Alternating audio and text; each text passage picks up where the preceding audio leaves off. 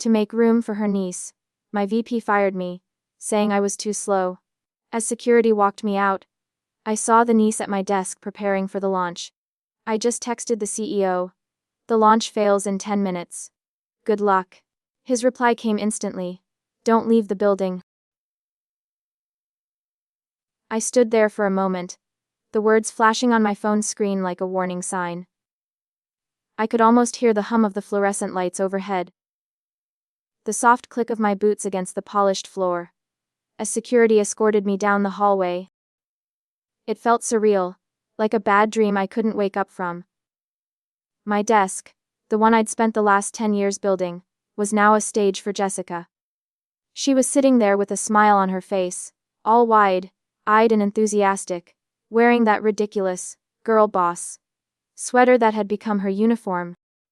She was the niece of Daniel West, the VP who had just told me I was too slow to keep up with the pace of the company. Too slow. After all these years of making sure the system ran smoothly, of working through sleepless nights and endless bugs, I was being tossed aside for someone who couldn't even spell cloud computing without Google's help. I watched as Jessica tapped away at my old keyboard, her fingers gliding over the keys with an air of confidence I hadn't seen in years. How could someone so unqualified be the one chosen to take over? The unfairness of it all surged through me, but I quickly tamped it down.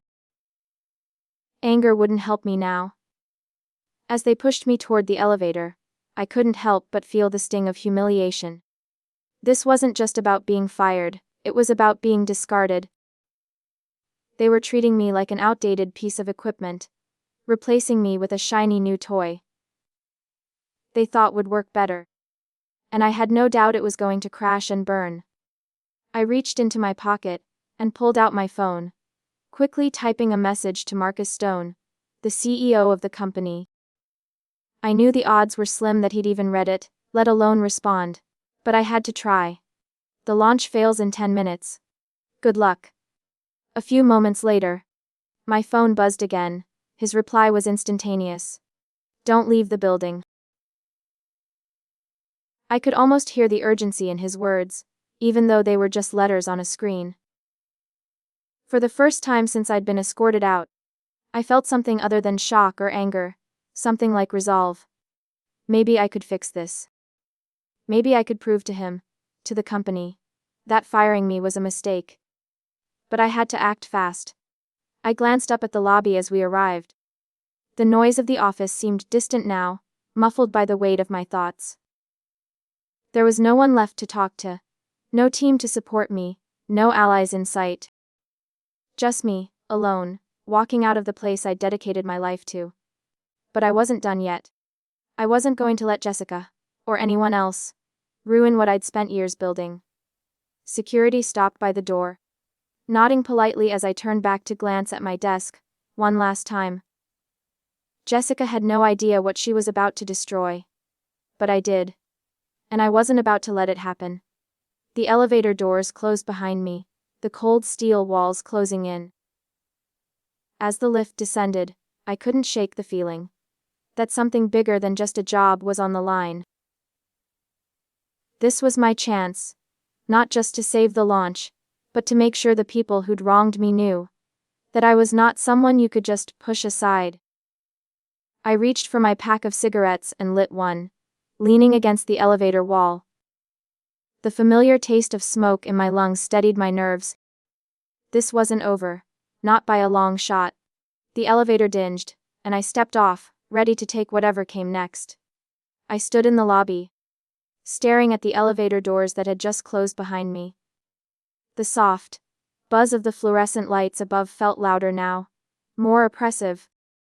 I could almost hear my heartbeat thudding in my chest as the weight of what had just happened settled in. I had just been fired. Told I was too slow by Daniel West. The very same man who'd built his career by riding the coattails of others. All because of his niece, Jessica, who thought legacy protocols were just a fancy way of saying slow. She probably couldn't even name half the servers in the data center, let alone understand how they all work together to keep the company running. Yet here she was, about to take over the launch of Project Onyx. The very project I had been working on for the past 6 months. The elevator hummed as it descended to the lobby. The doors slid open with a soft whoosh, and I stepped out, taking in the sterile, polished marble floors, the gleaming glass walls reflecting the cold, impersonal atmosphere of the building. I had spent so many years here. Long nights and weekends spent troubleshooting, fixing, making sure that the system I'd built wouldn't fail. And now, it felt like all of it was for nothing. My entire career had just been reduced to nothing, more than a footnote in the company's grand, corporate game of nepotism. I fumbled with my phone. The screen lighting up again with Marcus Stone's name. The CEO. The man who'd hired me in the first place. The one who had always respected my work. The one who had always given me the space to do my job without interference. But that was before Daniel and his fresh ideas started poisoning the well. Don't leave the building. The message read. A part of me. Maybe the part that had spent years convincing myself that loyalty to a company meant something. Wanted to turn around and march right back up to the office. To confront Daniel. To show him that he was making a mistake, that this whole thing was about to blow up in his face. But what good would that do? I knew the truth now. The company was already lost, not because of me, but because of people like him. People who thought titles and connections could replace real work, real knowledge, real expertise. I took a deep breath, trying to steady myself. My hands were shaking, but I forced myself to stop. I wasn't going to let this ruin me. The sound of footsteps behind me broke my concentration. I turned around and saw Larry, the night shift security guard, standing by the door. He was looking at his shoes, trying not to make eye contact. Larry knew me. He'd seen me in the office every day, always the first one in and the last one out. I'd brought him donuts on Friday mornings, and we'd made small talk about the weather and his kids. But now, standing here in the lobby, it felt like everything was different. Rebecca? I'm sorry? He mumbled, his voice barely audible. I nodded, not knowing what to say. There was no point in making him feel worse. He was just doing his job. And I couldn't blame him for that. I turned back to the door, the cool night air hitting me as I stepped outside. The city was alive with lights, cars honking in the distance, people walking by with their own lives, their own problems. None of them, knowing that in the building behind me, the future of a multi-million-dollar project was about to come crashing down, because a niece didn't know how to code. I walked down the street, the hard concrete beneath my boots grounding me, as I tried to focus on what came next. My phone buzzed again. This time, the message was from Marcus. I need you in the building now. It's bad. I looked at the time on my phone. It was almost 10 o'clock. The launch was supposed to happen in less than 2 hours. The markets in Asia would open soon, and if the system was still down, everything would collapse. I could feel the old, familiar tension creeping up my neck. This wasn't just about me anymore. This was about saving everything I'd worked for. My career, my reputation, and everything I'd put into this project. And it was clear to me now. If I wanted to fix this, I was going to have to do it alone. I didn't respond to Marcus. There was no point. He already knew I was coming back. As I walked back into the building, I felt the weight of the decision pressing down on me. I wasn't just walking in to fix the system, I was walking in to take back control. This was my chance to show everyone, especially Daniel, that they couldn't just throw me away like some piece of outdated equipment. I stepped back into the elevator, the doors closing behind me with a soft thud. The cold steel of the elevator walls felt reassuring. I reached into my pocket, pulling out my cigarettes. I needed something to calm my nerves. As the elevator ascended, I took a deep drag, feeling the smoke fill my lungs. It wasn't the best thing, but it was the only thing that worked right now. I glanced at the screen again, seeing that Marcus had sent another message. "I'm waiting for you." I exhaled, the smoke curling up in the air, and leaned back against the elevator wall. "Let's see how fast you can move when the real work begins," I thought. The elevator doors slid open with a soft hum, and I stepped back into the building, the sterile air of the lobby hitting me like a slap. I was trying to keep calm, but every step I took felt like it weighed 100 pounds. I had walked out of here an hour ago, humiliated and fired, but now I was walking back in, determined to fix the mess they'd made. I wasn't going to let them destroy everything I'd built. Not this time. I looked around at the quiet lobby, the only sounds being the faint buzz of the lights, and the soft click of my shoes on the marble floor.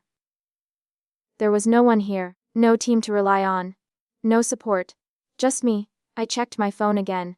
Marcus had messaged me once more. "I'm waiting for you. Please hurry." I clenched my fists, feeling the tension in my chest tighten. I didn't need his encouragement. I was already here, ready to face whatever was waiting for me. As I walked toward the elevators, I could hear distant voices echoing through the building. The sound of panic. People running around trying to figure out what went wrong. They were all looking for a scapegoat, I knew. And they would find one. It wouldn't be me, though. I wasn't going to let anyone blame me for the mess they'd created. I reached the elevator bank and pressed the button. It felt like the longest wait of my life. The doors opened, and I stepped inside, the steel walls enclosing me once more.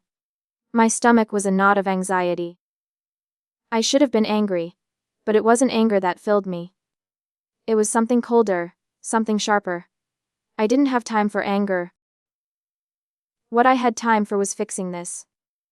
The elevator made its way back up the floors, the hum of the cables beneath me, vibrating in the pit of my stomach. My fingers itched for the keyboard. I could already hear the clattering of my fingers against the keys in my mind. I was good at this. I was the best at this. The only thing I had to do now was make sure no one else screwed it up. When the doors opened, I was met with silence. Not the comfortable silence of a late night in the office, but the heavy silence of people who had no idea what to do next. I stepped out of the elevator and into the hallway. I could see the open door to the server room, where the rest of the team was likely scrambling to fix what had gone wrong. The sound of low murmurs reached my ears. I walked down the hall, the familiar sound of my heels echoing off the walls. As I rounded the corner, I saw the team gathered by the server racks. There was Kevin, the junior developer, standing by the back wall, looking lost. Sarah, another developer, was pacing nervously. And there, in the middle of it all, was Jessica, her face flushed, hands wringing together in anxiety. I couldn't help the bitter chuckle that escaped me. The girl who had never written a single line of code in her life was standing here, acting like she understood what was happening. She was wearing that ridiculous girl boss sweater again, her nails painted in a shade of pink that could only be described as inspirational. She had no idea what was coming. I could feel my heart rate pick up as I stepped closer to them. I wasn't going to let this be the end. I wasn't going to let her destroy everything. I glanced at Marcus, who was standing in the doorway, his face tense as he watched the chaos unfold. He didn't say anything, but I could tell he was waiting for me to take charge. Good. I was ready to take charge.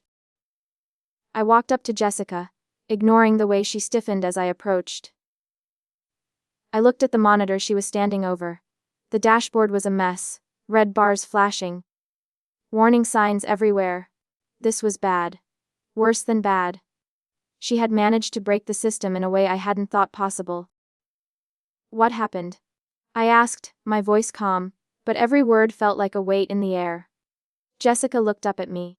blinking a few times as if she didn't understand the question.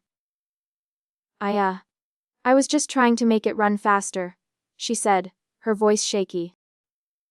The notifications were slowing it down, so I just turned them off. I stared at her. The database was locked up. The system was hemorrhaging data. The markets would open soon. And if the system wasn't restored, the company would lose millions. But she didn't know what she'd done. She didn't know the consequences of her actions. You turned off the notifications. I repeated, my voice colder now. Jessica? You just disabled the system's safety protocols. She stared at me blankly, like I was speaking a foreign language. The anger I had been holding back surged up again, but I pushed it down. There was no time for anger. No time for frustration. I needed to fix this, and I needed to fix it fast. I looked over at the team. Sarah, lock the Asian distribution nodes. We need to buy time, I said. Kevin, start copying the transaction logs.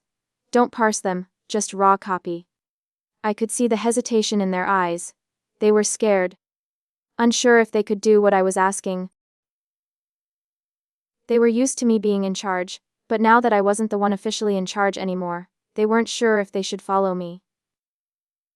Do it? I said, my voice sharp. They nodded quickly, rushing to their workstations. I didn't wait for them to finish. I had my own job to do.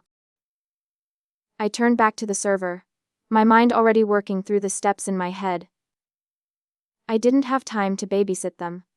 I had to restore the system now. As I started to type, I felt Marcus's presence behind me. He didn't say anything. He didn't need to. He knew I was the one who could fix this. But that didn't mean it was going to be easy. This wasn't just about fixing the system. This was about proving them all wrong. I could feel the tension in the room. Thick and suffocating, as everyone scrambled to follow my instructions. Kevin was hunched over his workstation, fingers flying across the keyboard, while Sarah furiously typed commands to lock down the distribution nodes. I didn't have time to watch them. I had my own battle to fight, one that wasn't going to be won by half measures. I stared at the main screen. The warning lights were still flashing red. But it was quieter now, less chaotic. I could almost hear the gears turning in my mind as I processed the next steps. The system was still bleeding data, but I had a plan. The team. They were just a backup at this point. Jessica, still standing off to the side, looked confused, maybe even a little scared. I didn't have time to be angry with her anymore. I had bigger problems. She might have broken the system, but it was my job to fix it. I turned to her, my voice steady but hard. Go back to your desk, I said. And don't touch anything else. You've done enough damage. She opened her mouth to protest, but I held up a hand, silencing her. I didn't have the patience for her excuses right now. The last thing I needed was her fumbling around, trying to fix things she didn't understand. If anything, she was only making it worse. I can help, she said, stepping forward. Help by doing nothing, I snapped. Go. She flinched, her face reddening, but she didn't argue. Instead, she turned and walked back to her desk, shoulders hunched. I didn't care what she thought. I had a job to do. I glanced back at the team. Kevin was working quickly, his face a mix of panic and determination. Sarah, on the other hand, looked like she was still processing everything that had happened. She knew I was right. She'd followed my lead. But there was fear in her eyes. We weren't just saving a system anymore, we were saving the company's future. And that pressure weighed heavily on all of us. The clock on the wall ticked loudly, each second that passed a reminder of how little time we had left. The markets in Asia were about to open. The world would be watching. If we failed, it wasn't just a technical error. It was a financial disaster. I had to move fast. I turned back to the terminal, the blinking cursor daring me to make the wrong move. My fingers hovered over the keyboard, and for a brief moment, I questioned everything. Had I made the right call coming back here? Could I actually fix this mess? But I didn't have time for doubt. Doubt was the enemy now. I typed quickly, running a series of commands in rapid succession, my mind already 10 steps ahead, calculating every possible outcome. The system groaned in response, but it didn't crash. Not yet. Sarah, I called without looking up. You're not locking down the nodes fast enough. We need more time. Do it manually. She didn't hesitate. On it. I glanced over at Marcus, who had been standing by, watching the entire exchange. He hadn't said a word, but I could see the strain on his face. He had trusted me, and right now, that trust was the only thing keeping me from sinking under the weight of everything that had gone wrong. I wasn't going to let him down. You're doing good, he said quietly, though the tension in his voice was clear. But we're running out of time. I know, I said, my voice cold. I know. The next few minutes were a blur. I moved with precision, inputting command after command, trying to stabilize the system while the others followed my instructions.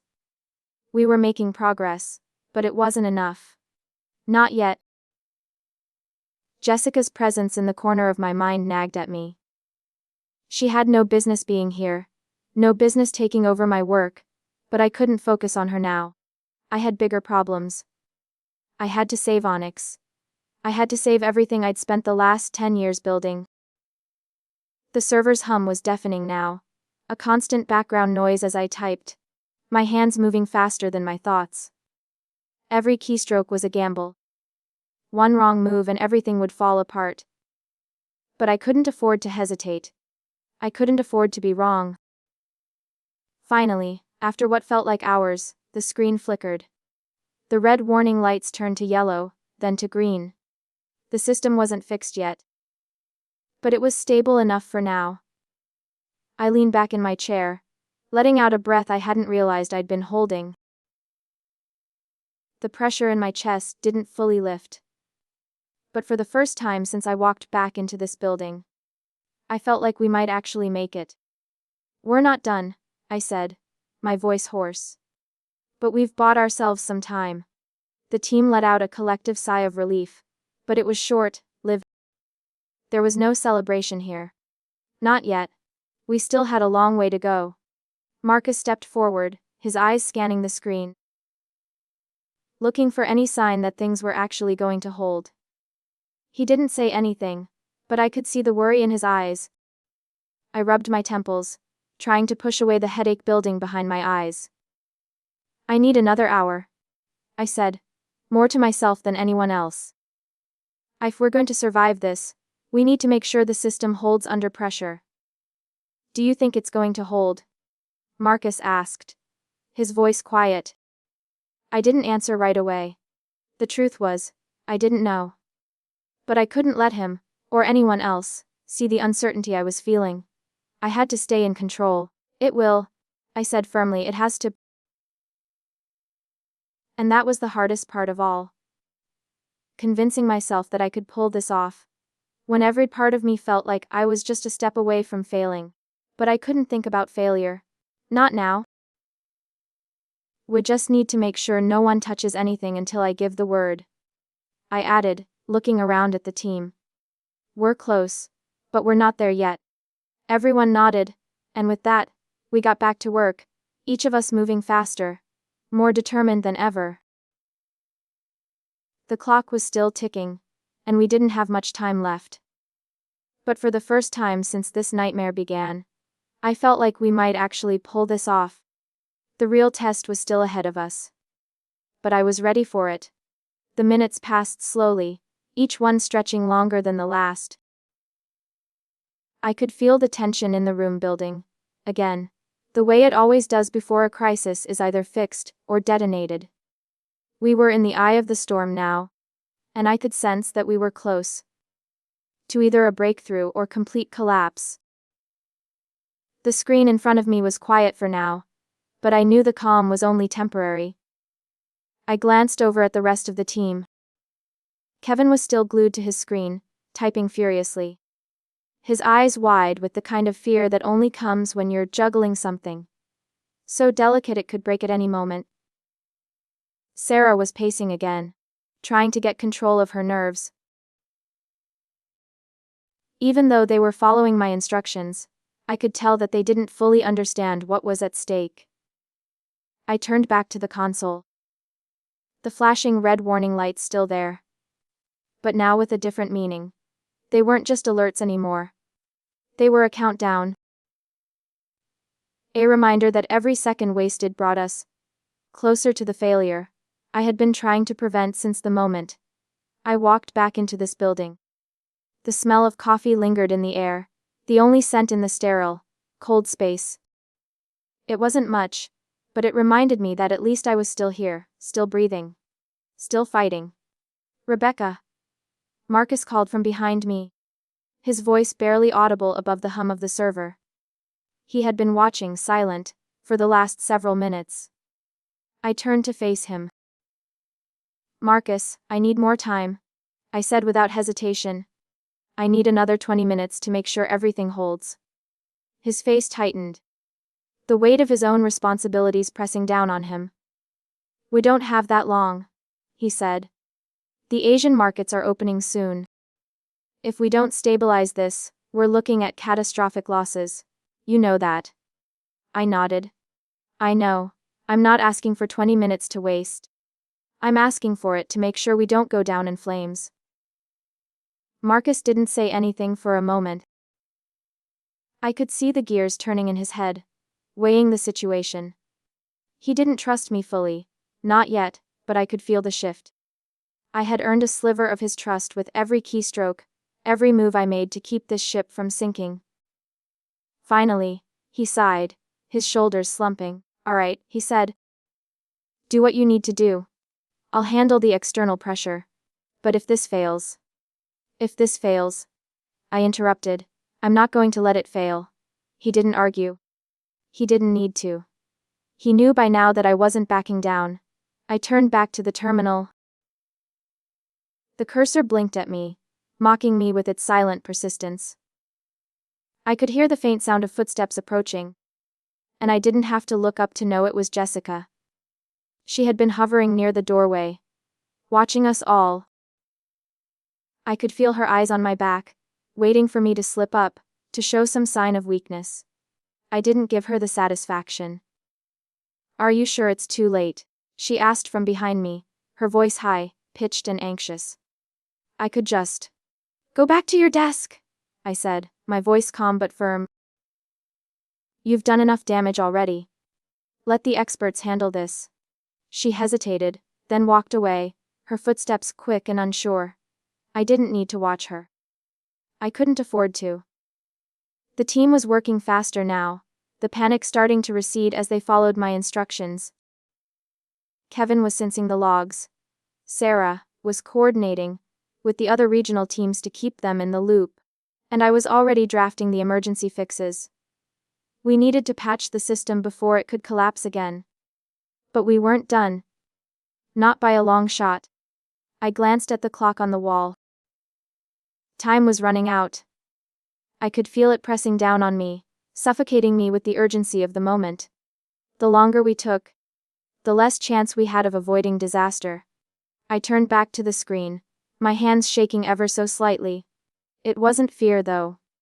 It was adrenaline. I could feel the intensity of the moment, but I was still in control. I had to be. I typed quickly, hitting each key with precision, carefully inputting the commands that would either save us or doom us. I didn't think about the consequences. Not yet. If I thought about the consequences, I'd freeze. I didn't have the luxury of freezing. "Sarah," I called. "Status update." She looked up from her screen, her eyes wide. "We're locked out of some of the internal systems. But I'm working on it." "Work faster," I snapped, my voice sharper than I intended. But I didn't have time for anything else. "We need full access to everything. If we don't have it, we won't be able to restore the backup." She nodded, her fingers flying across the keys. I could feel the shift in the room, the growing tension, as we moved closer to the point of no return. I pressed on, my mind consumed with the technical details, the steps I had to take to pull this off. But there was one thing I couldn't escape. The moment I fixed the system, I'd have to confront the real problem. The one that had led to all this in the first place. Jessica. Daniel. The corporate politics that had turned my life upside down. But that wasn't important now. What mattered was getting this right. Fixing this system. Keeping the company from imploding. The seconds ticked by. The sound of my fingers on the keyboard. The only thing that kept me grounded. I didn't look up. I didn't look back. I focused only on the task at hand. And then, after what felt like an eternity, the screen flickered. The red bars began to turn yellow, then green. "We're back online," Kevin said, his voice shaky but filled with relief. I let out a breath I didn't know I'd been holding. "Not yet," I replied. "But we've bought ourselves some time." The room let out a collective sigh. The panic was still there, hovering just beneath the surface. But for now, we had a moment of relief.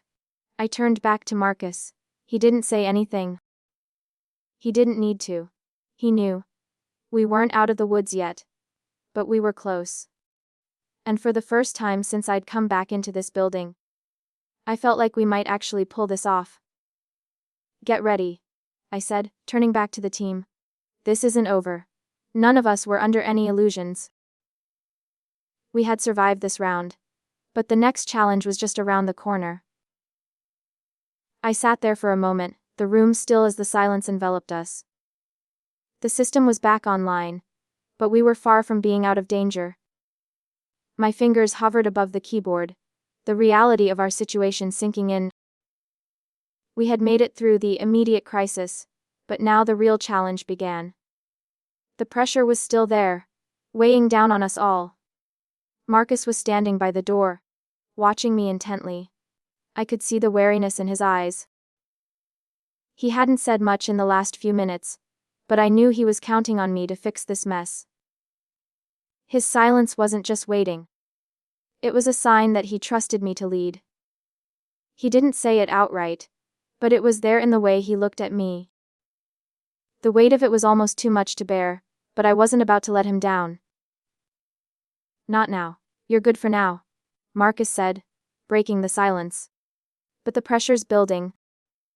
The markets are opening soon, and if we're not completely stable by then..." "I know."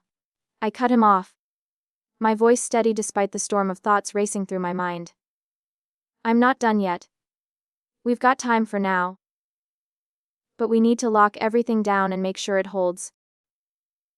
He nodded, but I could see the hesitation in his face. He was worried, not just about the system, but about what would happen next. This wasn't just a technical failure. This was bigger than that. This was a failure of leadership. The kind that cost people their jobs, their reputations. The kind that could bring down an entire company. I turned back to the screen, my fingers tapping quickly as I began running diagnostics. The system seemed stable for now, but there was so much more to check. So many variables that could send us back to square one if we weren't careful. The database was recovering, but we needed to make sure every link in the chain was secure. The hum of the server room surrounded me, a constant reminder of how fragile this all was. The air felt thick, as if every sound was amplified, every moment dragging on longer than it should. My hands were shaking slightly, but I didn't let it show. I couldn't. I had to keep it together, for the team and for Marcus. As I worked, I heard footsteps behind me. I didn't need to look to know it was Daniel. His presence had a way of filling a room, without him saying a word. He had been quiet since everything fell apart, probably stewing in his own guilt. I didn't want to talk to him. Not now. Not after everything he'd done. But he wasn't going to let me work in peace. "Rebecca," he said, his voice a little too smooth. "The system's back, right? I mean, it's stable." I didn't look up. I kept typing, my eyes glued to the screen. "For now," I said flatly. But you've got a lot more to worry about than just the system. There was a long pause, then the sound of him moving closer. I didn't need to hear him to know he was standing just behind me, his shadow looming over my work. He was trying to gauge my reaction, to see if I was rattled. But I wasn't. I wouldn't be. You can't keep doing this, Daniel said after a moment. This is more than a technical issue. We've got shareholders, markets, the press to deal with. I finally looked up at him. His face was tight, eyes darting around like he was expecting someone to burst in and accuse him of causing the whole mess. Maybe that's what he was waiting for someone to blame him. It's more than just a system failure, Daniel, I said, my voice low, but firm. This whole thing was doomed from the start because of your decisions. You chose speed over stability. You chose nepotism over experience. And now we're here, dealing with the mess you created. His face reddened.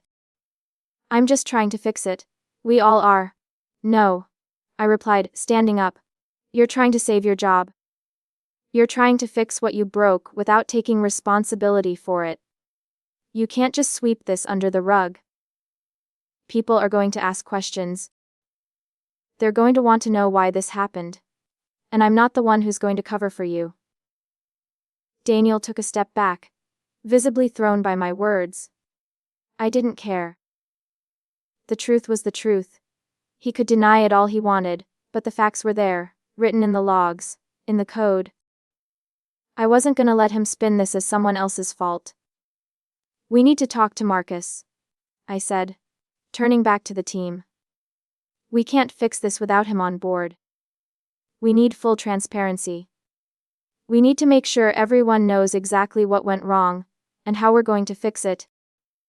No more lies, no more games. The team nodded, but there was a hesitation in their eyes. They were afraid, just like I had been when I first walked in. But they weren't going to back down. Not now. I looked at Marcus. It's time. Let's get this over with. Marcus walked over to the server, his eyes scanning the system status. He was still quiet, but I could tell he was processing everything. I didn't need to explain what was at stake anymore. He knew. We all knew. I'll call the board, he said, his voice tired but steady. But we need a story. A real one. Not one of those PR cover-ups. We need to show them we're taking this seriously. I nodded. We'll show them. But not just with words. With actions. We all stood there for a moment, the weight of what was coming settling over us. The battle wasn't over. Not by a long shot.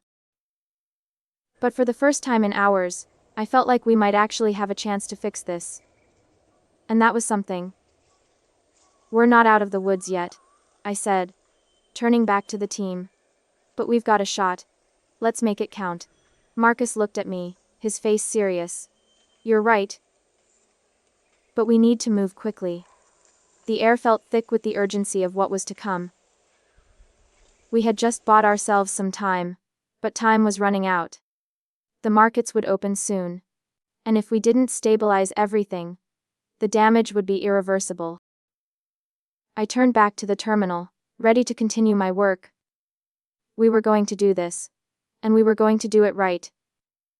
The tension in the room was palpable. The weight of the moment pressing down on us, as we waited for Marcus to make the call. The system was stable now, but we were far from out of the woods. The markets in Asia were about to open, and if we didn't have everything locked down by then, the damage could spiral out of control. Marcus paced back and forth, in front of the main server console, his face tight with the weight of the decisions ahead. He had never been the tech guy. He was a logistics man, a former truck driver who had built this company from the ground up. But now, he was the one making decisions that could either save or destroy it. I had my doubts. But for now, he was the only person in this building who could back me up. And that was the first time in hours I had allowed myself to think like that. I turned to the team. Kevin, Sarah, and the others were still at their stations, working quickly, trying to follow the procedures I had laid out. They were all doing their best. But I could see the strain in their faces. They were scared, and who could blame them? We were on the edge of a cliff, and it felt like the wind was picking up. "Rebecca," Marcus said, his voice breaking through my thoughts. I turned to him, my heart pounding. He had just finished talking to someone on the phone, and his expression had changed. The tension had shifted into something else now, something more dangerous. "We're getting a lot of pressure from the board," he said, rubbing his hand over his face. "They're not happy. They want answers, and they want them now. They're pushing for a PR statement." I felt my stomach drop. The last thing I wanted to do was make this a public spectacle. The truth was ugly. And it wasn't something that could be easily polished over with a few corporate buzzwords. We couldn't pretend everything was fine when the foundation was cracked. I told them we'd issue a statement about the incident. Marcus continued. "But I need you to help me frame it. They're calling it a minor glitch." I felt a flicker of anger rise in my chest. A minor glitch. We were on the brink of losing millions, and this was a minor glitch to them. My fingers itched to throw the truth in their faces, to expose how badly things had been mismanaged. But I couldn't afford that now. Not when the whole company was teetering on the edge. "We're not calling it a minor glitch," I said, my voice steady but firm. "This was a breakdown of leadership. A breakdown of protocol. And we can't cover that up with fancy PR words." Marcus looked at me, his eyes tired but determined. "I get it, Rebecca. But we need them to back off. They want to spin this as a stress test gone wrong, a one-time issue. We need their support if we're going to rebuild this." I took a deep breath. This wasn't about me anymore. It wasn't about proving I was right. It was about saving the company. And if I had to play along with their narrative for now, then I would. But I wasn't going to let them forget the truth. "We'll issue the statement," I said reluctantly. "But we make it clear that this was an error in judgment, not a system failure. I'll fix the system, but they have to own up to their part in this. No more hiding behind minor glitches." Marcus gave me a tight nod, and for the first time in hours, I saw a flicker of something like respect in his eyes. He was starting to understand that this wasn't just about saving face. It was about restoring the integrity of the company, even if it meant being honest about the mistakes. I turned back to the screen, trying to ignore the tightness in my chest. The truth was, I wasn't sure how much longer I could keep this together. The pressure was mounting, and I was already running on fumes. But I couldn't let that show. Not now. "Kevin," I said, my voice calm despite the storm brewing inside me. "How's the backup?" "We've got it," Kevin said, looking up from his station. "The data's intact. We're just running the final checks." "Good," I said, nodding. "Make sure nothing gets corrupted again. This can't happen again." I glanced at the clock. Time was running out. The markets were opening soon, and if we didn't have the system completely restored by then, we would lose everything. I wasn't going to let that happen. Not after everything I'd been through. As the team worked, I felt my mind racing through the next steps. The system wasn't just about servers and databases. It was about people. People who had trusted me. Who had relied on me to get them through this. I couldn't let them down. Marcus walked over to me, his footsteps slow, deliberate. I could tell he was worried. The weight of this whole thing was starting to show on him.